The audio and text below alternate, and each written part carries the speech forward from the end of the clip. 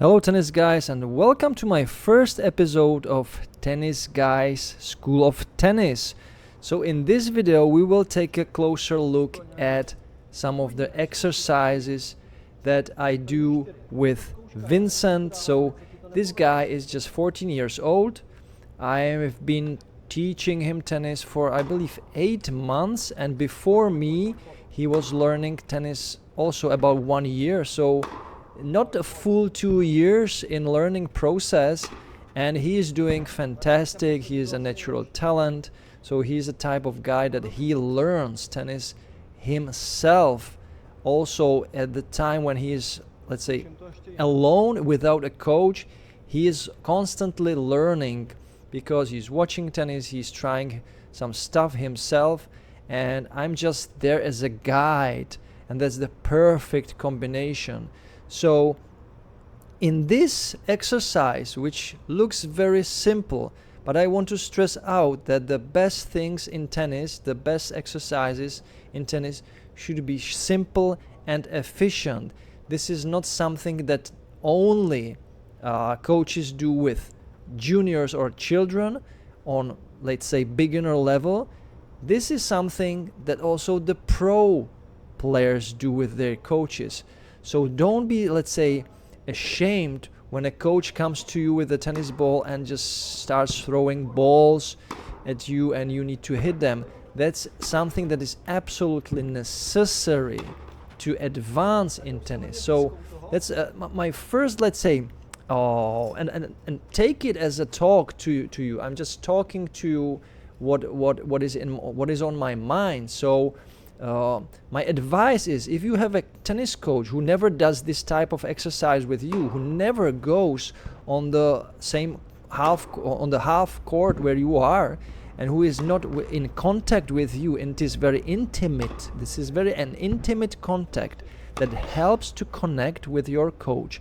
When you have a coach that is not doing this, go away from him, because you will never learn anything from him when he's just standing on the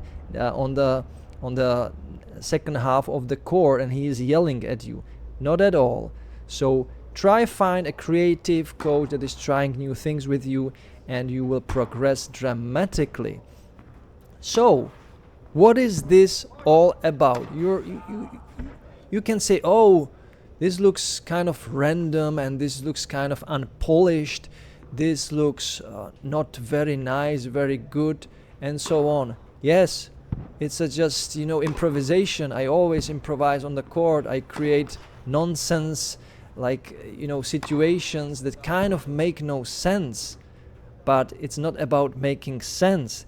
This is about the things you have to do in a very short time, and you need to put your body and mind into a stressful situation to activate the mechanism that will help you progress and learn something new.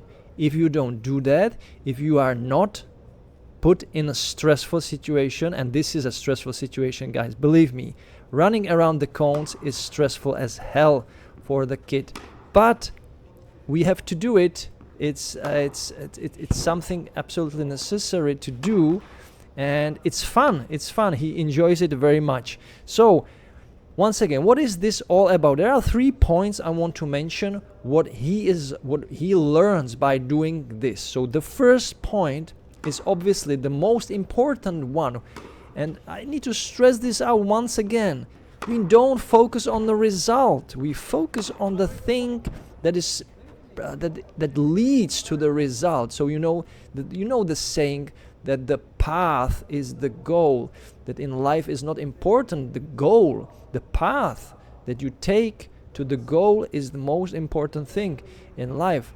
And once again, the first thing that is absolutely crucial and that interests me personally the most on this exercise is movement and positioning.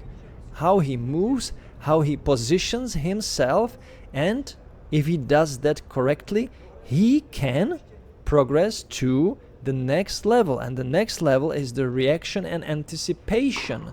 So he moves around the cone, he hits the ball, and he needs to focus and react and anticipate how I'm throwing the ball. I can throw the ball sooner, later, higher, lower, and he needs to react on this. And if he does that correctly, then there is the third point, the learning point, and that's the depth control. So he starts at the baseline, then he moves more forward, more, and then the fourth cone, he is almost, let's say, in the middle of the court. So the court is very short at that position. It's a half long court, and he needs to adjust to it. He needs to adjust the spin, the swing, and everything. So it's various things all together. Now let's focus on the backhand side. So the backhand side is always an issue with these exercises, because when you hit a backhand and when you have a double-handed backhand, you are limited by your body. You cannot be as relaxed as with forehand, because you hold the racket in both hands, and that's why your body is limiting you in the movement. So you can't really make the swing as relaxed as with the forehand. You don't reach as far as with the forehand, so you need to move better to the ball. So you need to activate your feet, your legs a lot better. That's why a double-handed backhand is kind of, it's coaches always say double-handed backhand is easy to learn. Really easy to learn, maybe, but to master it's more difficult than a forehand. Forehand is a lot easier, a lot more relaxed.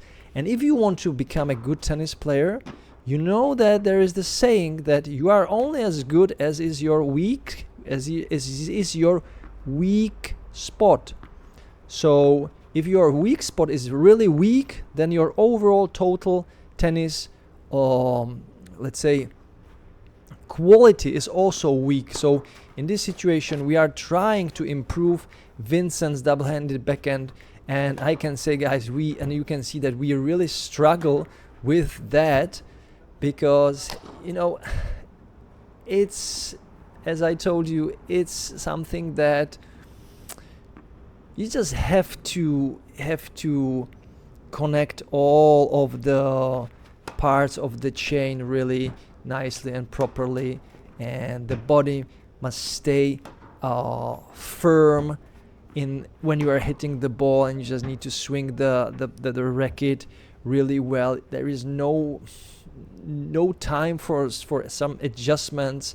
You need to position yourself closer to the ball, and yeah, lots of things are happening on the court. But the point of this video is just, stay playful, try new things. You don't even need a coach for this, right? You just need someone who is throwing a ball in front of you. So get out with your grandpa, grandma, your sister, your brother, your father, your mother, your neighbor. Just ask him, hey, can you throw me a few balls like this? And just do it. There is no expertise in this. So some of these coaches will ask you for $60 when you're doing this type of exercise, and I'm like, what? Where you live? Where you live? You can do it easily without your friend, and this is the purpose of my videos. So I will just try to show you in my lessons how actually tennis should be easy, fun. It should be creative, and there is no I would say not plan, but some tennis book to become a good tennis player, because everyone is individual, and we as a coaches should act also very individually with everyone we coach, but that's not always happening. So guys, I hope you learned something new. This is just a first episode. There will be more of them, and as always, you can support my channel by becoming a member on a monthly basis. I just lowered the membership. It's just 99 cents, And with this membership you get the chance to watch my videos the moment I press the release button. Now, if you are not a member, you will wait 1 week for each of my new videos. So I think that's a pretty reasonable offer, because you know I will be making more and more of these videos, and every new video is postponed for 1 week. But if you become a member, you will see it immediately. And there are other options how you can support my channel. There is also the super thanks button, there is the buy me a coffee platform, and a PayPal option. And if you support me through these platforms, you can bet that you can ask me a question with each of this donation and it will be answered. That's guaranteed. So the donation question is something that I will answer as fast as I can and as best as I can.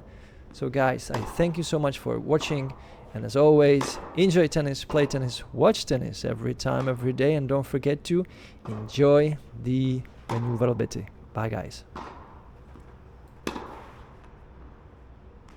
You can't be serious, man. You cannot be serious! That ball was on the line!